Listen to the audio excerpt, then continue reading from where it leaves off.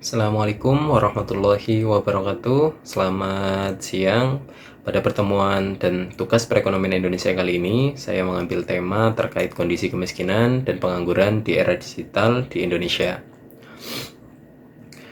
Terdapat beberapa teori, antara lain menurut Nurse, melalui teori vicious circle of poverty, kemiskinan terjadi karena rendahnya pendapatan menyebabkan rendahnya tabungan dan investasi sehingga produktivitas masyarakat tetap rendah. Di Indonesia terlihat juga kondisi ini di mana masyarakat berpendapatan rendah yang memiliki akses terbatas terhadap pendidikan, kesehatan, dan teknologi digital sehingga sulit meningkatkan kesejahteraannya. Kemudian menurut John Maynard Keynes, pengangguran muncul ketika permintaan agregat dalam perekonomian belum mampu menyerap seluruh tenaga kerja yang tersedia. Pemerintah perlu melakukan intervensi melalui belanja negara, pembangunan infrastruktur, dan penciptaan lapangan kerja. Di Indonesia, berbagai program stimulus ekonomi dan investasi menjadi upaya meningkatkan penyerapan tenaga kerja. Menurut Gary Becker, pendidikan, pelatihan, dan keterampilan merupakan bentuk investasi yang dapat meningkatkan produktivitas seseorang. Di dalam era digital, kualitas sumber daya manusia menjadi faktor utama agar tenaga kerja mampu beradaptasi terhadap perkembangan teknologi dan kebutuhan industri modern. Teori ekonomi digital menjelaskan bahwa pemanfaatan teknologi informasi dapat meningkatkan efisiensi, inovasi, dan produktivitas ekonomi. Namun, digitalisasi juga berpotensi memperlebar kesenjangan apabila masyarakat belum memiliki akses teknologi maupun keterampilan digital yang memadai.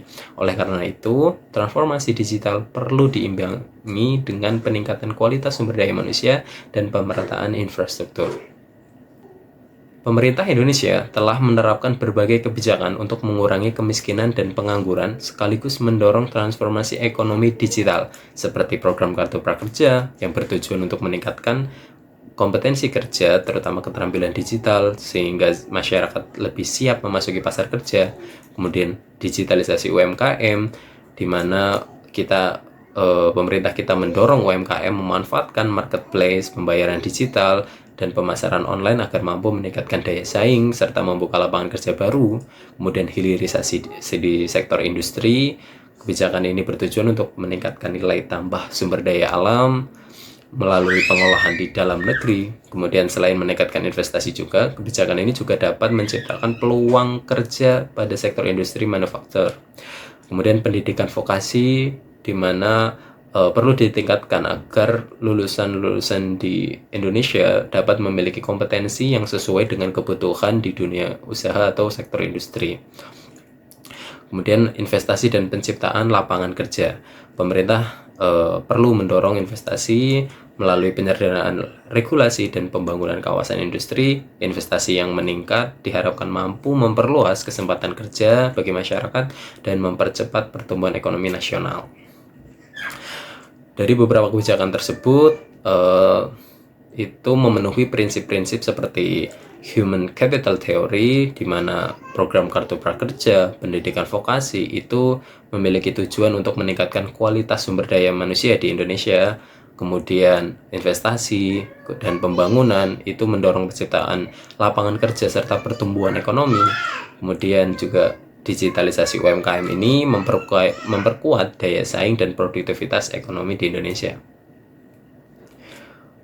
Kondisi kemiskinan di Indonesia dapat kita ambil data per September 2025 dari BPS bahwa dalam kurun waktu 2014 sampai dengan 2025 itu mengalami tren penurunan, namun pada 2020 sampai dengan 2021 kurang lebih itu sedikit mengalami kenaikan, kemudian lanjut kembali turun sampai dengan 2025 dengan nilai persentase penduduk miskin itu turun menjadi 8,25% di September 2025 dengan jumlah kurang lebih 23,36 juta orang. Namun tantangan seperti kualitas lapangan kerja, upah, dan dominasi pengangguran usia muda masih menjadi fokus utama terkait faktor kemiskinan di Indonesia. Kemudian terdapat perbandingan dari data perkotaan dan perdesaan di mana tingkat kemiskinan di perkotaan itu lebih rendah sekitar 6,6% dengan perdesaan sekitar 10,72%. Terdapat paradoks data terkait data tersebut bahwa angka kemiskinan versi BPS itu menggunakan standar kebutuhan dasar lokal. Jika diukur menggunakan standar kemiskinan internasional dari World Bank, persentasenya jauh lebih besar karena penyesuaian gaya hidup global.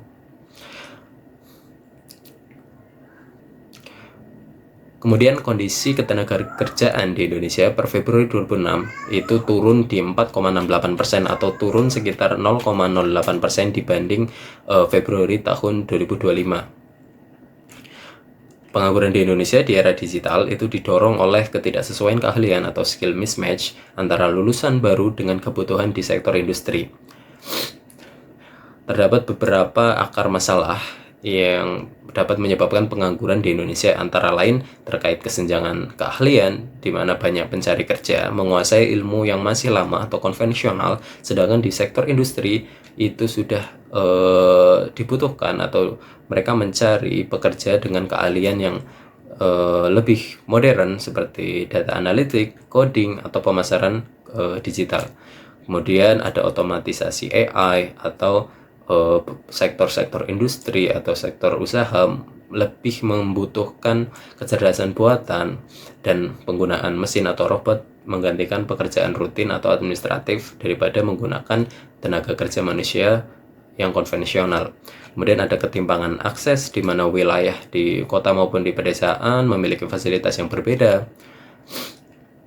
Untuk keluar dari masalah ini, pemerintah tentu perlu mendorong program-program upskilling atau peningkatan keahlian dan reskilling, pelatihan ulang profesi, berbagai platform pelatihan digital di pemerintah dan swasta agar bisa dimanfaatkan. Dampak digitalisasi atau otomasi terhadap pengangguran itu kurang lebih menyebabkan berkurangnya pekerjaan tradisional karena terdapat modernisasi atau digitalisasi. Kemudian skill mismatch, yaitu ketidaksesuaian keterampilan tenaga kerja yang dibutuhkan di sektor industri, pengangguran struktural, kesenjangan digital antar wilayah, kemudian tekanan terhadap upah. Peluang yang dapat dilihat sebenarnya dengan digitalisasi itu adalah munculnya beberapa lapangan atau jenis pekerjaan baru yang terkait dengan digital, seperti digital marketing, content creator, data analytic, business intelligence, dan beberapa pekerjaan lain berbasis AI. Untuk menghadapi perubahan tersebut, diperlukan kolaborasi di sektor pemerintah, pendidikan, maupun lembaga lainnya dengan tujuan untuk meningkatkan sumber daya manusia, baik itu dengan upskilling maupun reskilling, kemudian mendorong pemerataan fasilitas di sektor kota maupun pedesaan, penguatan pendidikan pendidikan vokasi yang sesuai dengan kebutuhan industri, serta kolaborasi dalam menciptakan tenaga kerja yang lebih adaptif. Beberapa strategi mengurangi kemiskinan dan pengangguran yang dapat diusulkan antara lain dengan peningkatan kualitas sumber daya manusia. Ini berfungsi membangun sumber daya manusia yang unggul, adaptif, dan kompetitif di era digital. Kemudian pemerintah perlu meningkatkan pelatihan digital, meningkatkan keterampilan literasi teknologi untuk membuka peluang kerja baru. Kemudian penguatan UMKM secara digital dengan memberdayakan UMKM melalui mekanisme digitalisasi dalam setiap proses bisnisnya. Kemudian kolaborasi pemerintah dengan sektor industri, membangun sinergi untuk menciptakan lapangan kerja dan ekosistem ekonomi yang berkelanjutan, serta pemerataan infrastruktur digital di seluruh wilayah Indonesia.